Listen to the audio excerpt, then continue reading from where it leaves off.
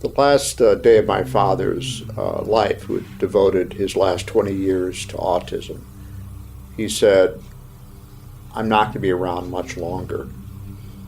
I have a dedication to seeing there's a solution with autism, that we provide some hope for the future for both treatment and prevention. I will not be around to see it happen. I want to have your promise to see it through." And I explained to him the work I did required probably skills that I didn't really have in the Kirkman business. And he said, "You've always been able to make a buck, Dave, but have you ever been able to make a difference?"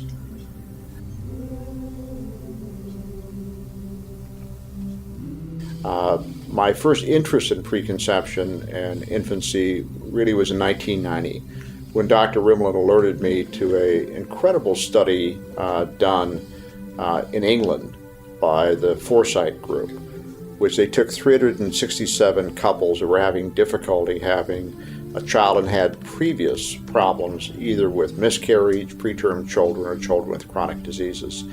And in that group, they ran a controlled study of reducing toxicity, improving nutrition, and the results were nothing short of astounding, that instead of having the normal incidences of 30-35% miscarriages, 12% preterm babies, and 30% chronic illnesses, they had no miscarriages, no preterm babies, and at the result of a 10-year retrogressive study, they found that there was virtually no childhood illnesses. And we sent a researcher to England that validated the study with Surrey University. He talked to parents and groups, he talked to the scientists involved, and came back with this stunning confirmation that this was happening. Tell me about your son.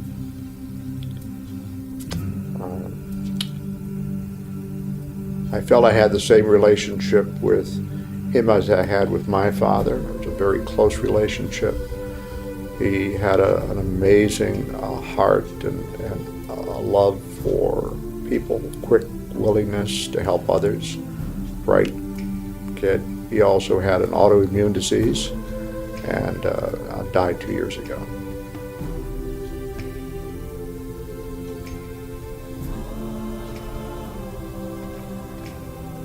Do you miss him? I do.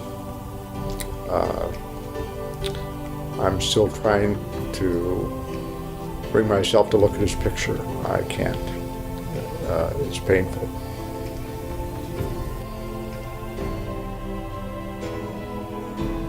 And I think prevention will be known as the new cure.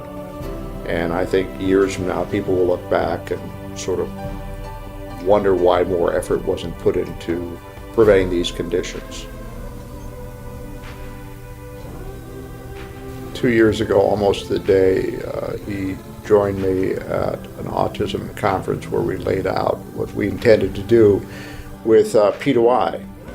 And I remember the conversation on the way back, and I was still at the point of being uncertain about my outcome with cancer. And I said, "Bo, if I can't finish this, I'm going to ask you to do the same thing. I'd like to have you do this." And put his hand on my shoulder, and he said, "I will, Dad, and this is what I want to do." And he died a week later.